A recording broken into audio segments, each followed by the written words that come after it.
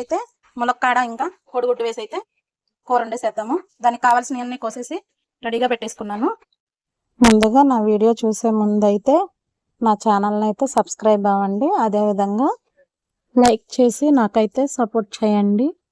మీరు ఇలా లైక్ చేసి వీడియోస్ చూస్తేనే ఇంకా కొంతమందికి రీచ్ అవుతుంది. ముందుగా అయితే నూనె పోసేసుకొని ఈ గుడ్లకైతే ఇలా ఘాట్లు పెట్టేసుకొని మనం నూనెలో వేయించేసుకుంటాం.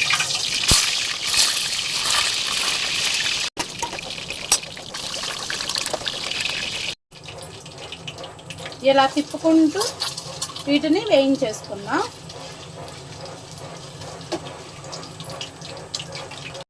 ఇలా వేయించిన గుడ్లని ఒక్కొక్కటిగా తీసేసుకుందాం. ఇలా లైట్గా వేయించుకుంటే చాలు, మరీ గట్టిగా వేయించుకుంటే రబ్బర్ లాగా ఉంటాయి ఎక్కువసేపు వేయించుకుంటే. అందుకని ఇలా లైట్గా వేయించుకొని తీసేసుకుందాం. ఇలా తీసుకొని ఒక పక్కన పెట్టుకుందాం. ఇప్పుడు ఇదే ఆయిల్లో ఉల్లిపాయలు ములక్కాడ వేసుకొని వేయించేసుకోండి. పచ్చిమిర్చి కూడా వేసుకొని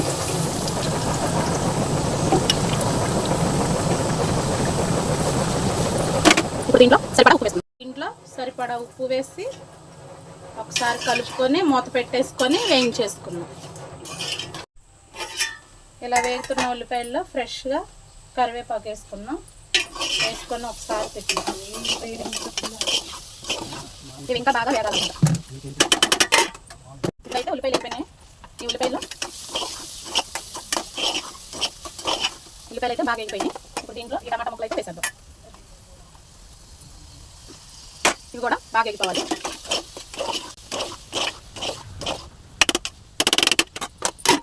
సరిపడా పసుపు వేసి కలుపుతున్నాం. ఈ టమాటాలతో పాటు పసుపు కూడా వేగిద్దాం. ఇప్పుడైతే కారం వేసేద్దాం. ఒక 3 స్పూన్లు అయితే కారం వేసి వేయించేసుకుందాం. కారం ఇదంతా వేగేసరికి మనం అయితే చింతపండు పులుసు పిసికేసుకుందాం. ఇప్పుడైతే చింతపండు పులుసు పోసేసుకుందాం.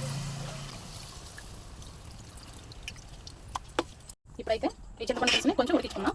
ఆ తర్వాత గుడ్లేద్దాం.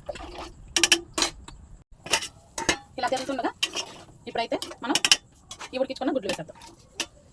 ఒకసారి అయితే కలుపుకొని కూర దగ్గర పండిద్దాం. కొంచెం అంటే కొంచెమే మెంతిపిండి అయితే వేసుకుందాం. మీ దగ్గర మెంతులున్నా వేసుకోవచ్చు. ఉల్లిపాయలు వేగేటప్పుడు వేసుకుంటే సరిపోద్ది. పులుసు కూరలో మెంతిపిండి వేస్తే టేస్ట్ బాగుంటుందని కొంచెం అంటే కొంచెమే వేసాను అన్నమాట. ఈ పులుసు అయితే బాగా ఉడకనిద్దాం. కోడిగుడ్డు ములక్కాడ అయితే రెడీ అయిపోయింది. ఉప్పు చూసుకొని స్టవ్ కట్టేసేసుకోండి.